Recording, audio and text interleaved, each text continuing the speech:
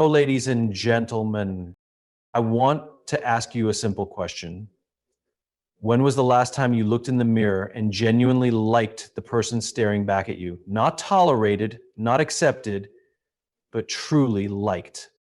You see, we spend so much of our time trying to earn the approval of others, our boss, our friends, even strangers on the internet.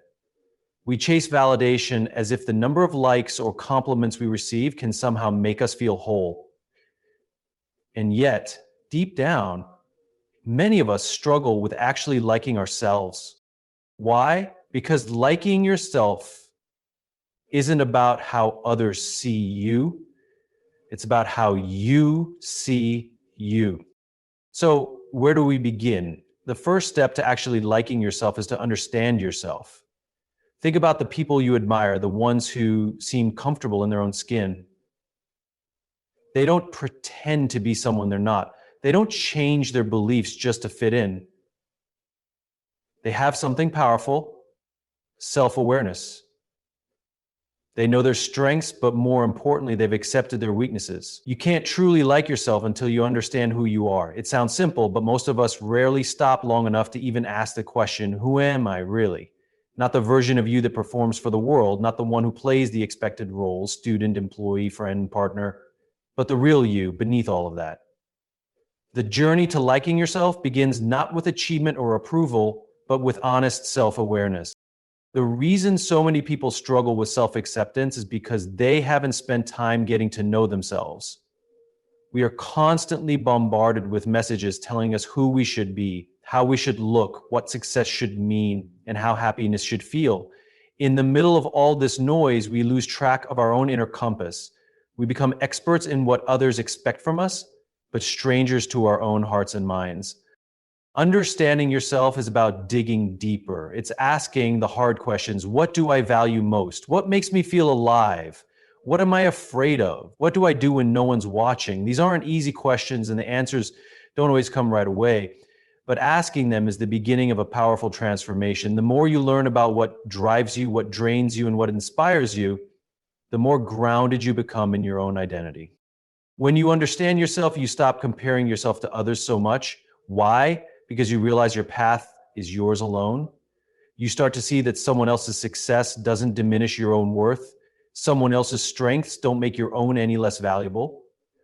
This mindset shift is only possible when you've taken the time to know your own story, your own purpose. There's also a calm that comes with self-understanding. It doesn't mean you stop wanting to grow or improve, quite the opposite. But it means you no longer grow from a place of shame or inadequacy. You grow because you value yourself enough to become the best version of who you already are, not some imitation of who you should be. And here's the best part. When you understand yourself, you become more compassionate, not just to others, but to yourself. You begin to see your flaws not as failures, but as part of your human story. You give yourself grace. And from that grace grows genuine self-liking. You no longer need to fake confidence or seek constant reassurance. You feel comfortable in your own skin because you know exactly whose skin you're in. This is why understanding yourself is the first step, because once you truly know who you are, you begin to see who you are. And when you can see yourself clearly, you give yourself.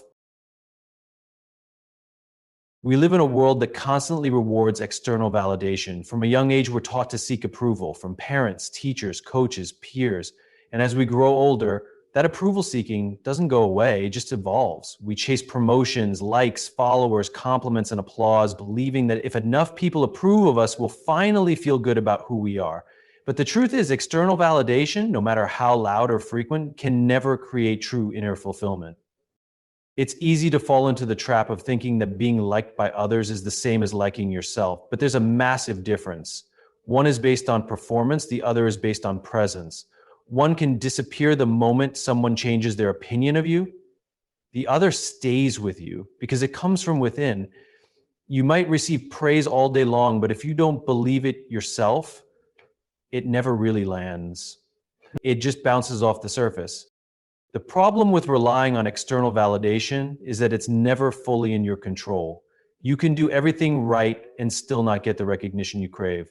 You can follow the rules, show up early, smile on cue, and still feel like it's not enough. That's because the standards you're trying to meet keep shifting. What earns applause today might be ignored tomorrow. When your sense of self is built on how others respond to you, your confidence becomes fragile, constantly rising and falling with other people's moods, opinions, and expectations. On the other hand, inner fulfillment comes from alignment. It comes from knowing that who you are and how you're showing up in the world are in sync, that you're living according to your values, not someone else's, that you're not performing a version of yourself just to be accepted. And this kind of fulfillment doesn't require permission. It doesn't rely on likes, retweets, or pats on the back. It's quieter, but it's deeper. It stays with you even when no one's watching. This doesn't mean external validation is bad or that compliments don't matter. We're human. We like to be seen and appreciated, but those things should be a bonus, not the foundation. When you start with self-approval, when you begin with a sense of worth that comes from within, everything else becomes extra. You stop needing approval to feel okay. You can appreciate praise without depending on it. You can handle criticism without crumbling. And perhaps most importantly, you become free. Free to be honest, free to be imperfect, free to take risks, make mistakes, and grow. Because your value isn't being measured by a scoreboard someone else is holding. The next time you find yourself reaching for likes, applause, or recognition, pause. Ask yourself, do I approve of what I just did? Do I like the way I handled that? If the answer is yes, let that be enough. Because real fulfillment begins the moment you stop chasing validation and start honoring your own voice. Confidence is not the absence of flaws, it's the presence of self-awareness. The people we admire most, the ones who carry themselves with ease, authenticity, and strength, are rarely the ones who claim to have it all figured out. They're the ones who have taken the time to understand who they are and, more importantly, have accepted what they find. That's what makes them magnetic. That's what makes them real. Self-awareness is the foundation of real confidence because it grounds you. When you know your strengths, your values, your habits, and even your triggers, you stop pretending. You stop living in a reactive state where you're constantly trying to manage how others see you. Instead, you live with intention. You walk into situations knowing what you bring to the table and what you need to be mindful of. And that level of clarity shows. It becomes a quiet, steady kind of confidence. Not loud or boastful, but unshakable. Most of us think confidence comes from achievement, getting the degree, landing the job, earning the raise. And yes, those things can give us a temporary boost, but what happens when the title goes away? What happens when the applause stops? If you don't have self-awareness, you start to feel lost. You start to feel like you're only as good as your last win. But when your confidence is rooted in who you are, not just what you do, you stay steady even when circumstances change. Self-awareness also helps you navigate challenges with grace. Instead of taking failure personally, you see it as feedback. Instead of spiraling when things go wrong, you can step back, evaluate, and adjust. You become less defensive, more open. You're not afraid to say, I don't know, or I made a mistake, because you're secure enough in yourself to be honest. And honesty is powerful. People trust those who are real with themselves, because it means they're more likely to be real with others. The flip side is also true. When you lack self-awareness, it's easy to fall into cycles of self-doubt or overcompensation. You either play small, afraid of being found out, or you puff yourself up, constantly trying to prove your worth. Both paths are exhausting, and neither leads to real confidence. But once you start owning all parts of yourself, the good, the imperfect, the growing, you stop needing to prove anything. You simply show up. And here's the beautiful part. Self-awareness isn't something you either have or don't. It's a practice. It's built through reflection, honest conversations, journaling, therapy, or simply slowing down and paying attention. It's not always easy, but it's worth it. Because the more aware you are, the more authentic you become.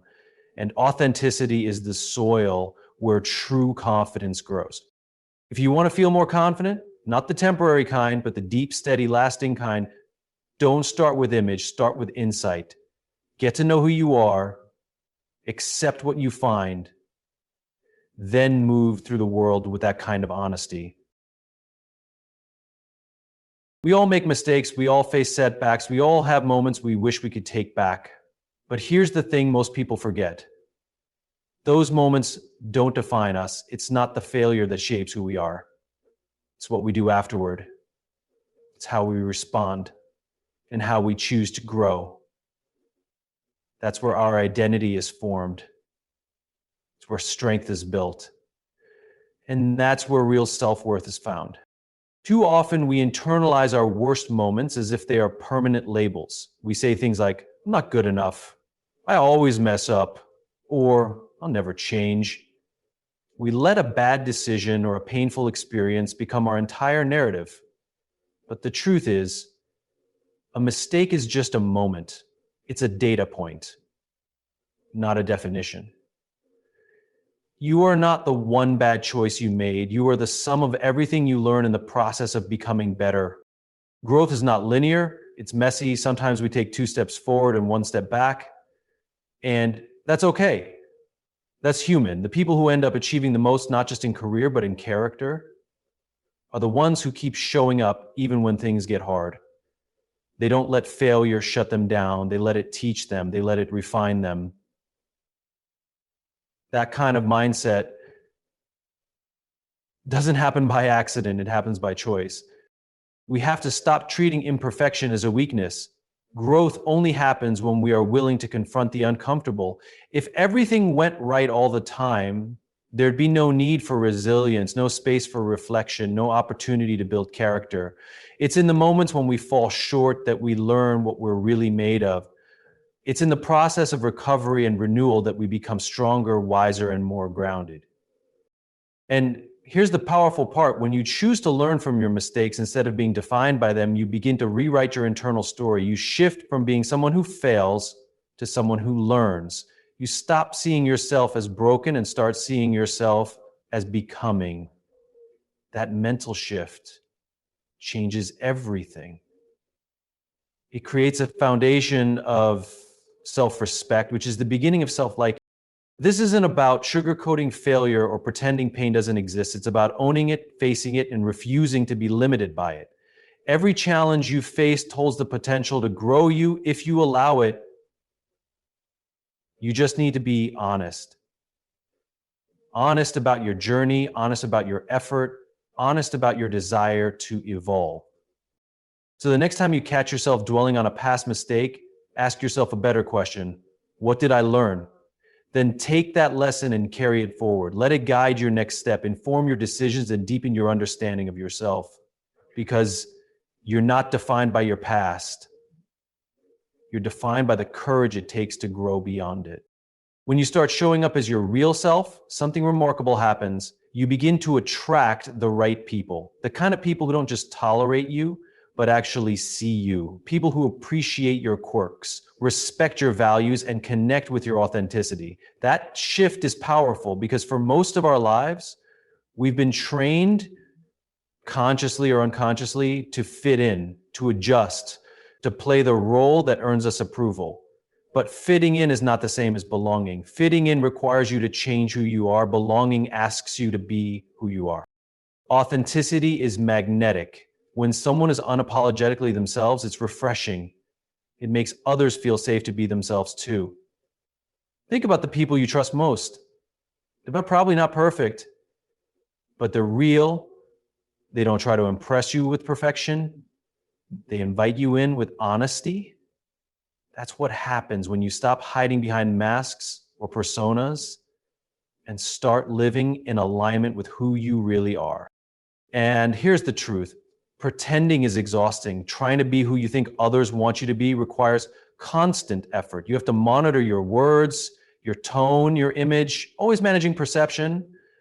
Over time, it wears you down, creates a quiet tension, a sense that if people really knew you, they might not accept you. That fear can become a wall between you and genuine connection.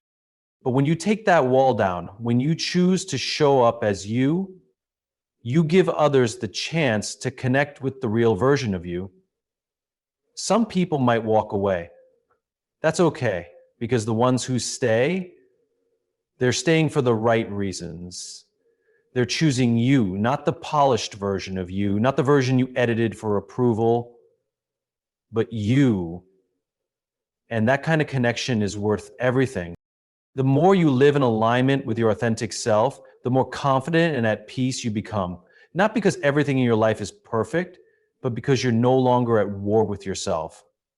There's no need to constantly prove your worth because you're living from a place of inner truth. That energy radiates outward. People can sense when someone is comfortable in their own skin. It's calming, it's inspiring, and it's incredibly rare. Ironically, the more you stop trying to impress, the more you leave an impression, because people remember how you made them feel. And when you're genuine, you make others feel safe, seen, and accepted. That's a gift, not just to them, but to yourself. So if you've ever wondered why your relationships feel shallow or why you feel unseen, ask yourself this: have I truly been showing up as me? Because the right people can't find you if you're hiding, and you can't truly like yourself if you're always pretending to be someone else.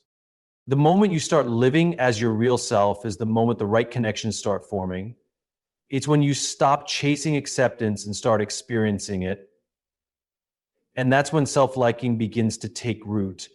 When you're surrounded by people who reflect back the truth you finally embraced in yourself. Liking yourself isn't about being perfect. It's about embracing who you are in this very moment while staying open to growth. That's a hard balance to strike in a world that constantly pushes the idea of self-improvement as a means to finally become worthy. We hear it everywhere. Fix this, change that, hustle harder, be better. But what if the first step to becoming better wasn't to tear yourself down, but to accept where you are as you are? There's a common misconception that self-acceptance means complacency, that if you accept yourself, you'll stop trying. But real acceptance is not the enemy of growth, it's the foundation for it. When you accept yourself, you create a safe inner space, a space where you can be honest about your flaws without shame, a space where you can challenge yourself without fear of failure, crushing your sense of identity. From that place of compassion, true transformation becomes possible. Perfection is a moving target. No matter how much you achieve or improve, there will always be another standard, another goal, another better version of yourself to chase. If your self-worth is tied to meeting those ever-shifting benchmarks, you'll never feel enough. But when you root your worth in the understanding that you are enough now, flaws, scars, and all, you stop striving from a place of lack and start growing from a place of wholeness. Embracing who you are also means being honest about the parts of yourself that still need work. Not with self-hatred, but with self-respect. It's saying, yes, I still struggle with this, and also, I'm doing the best I can right now. It's looking in the mirror and seeing someone who is both a masterpiece and a work in progress. That duality is not a contradiction. It's what makes us human. When you approach yourself with that kind of kindness, everything changes. You start taking better care of yourself, not because you're trying to fix something broken, but because you value yourself enough to invest in your growth. You become more resilient because setbacks no longer shake your entire sense of self. You're anchored, you're grounded, and most importantly, you're free to evolve without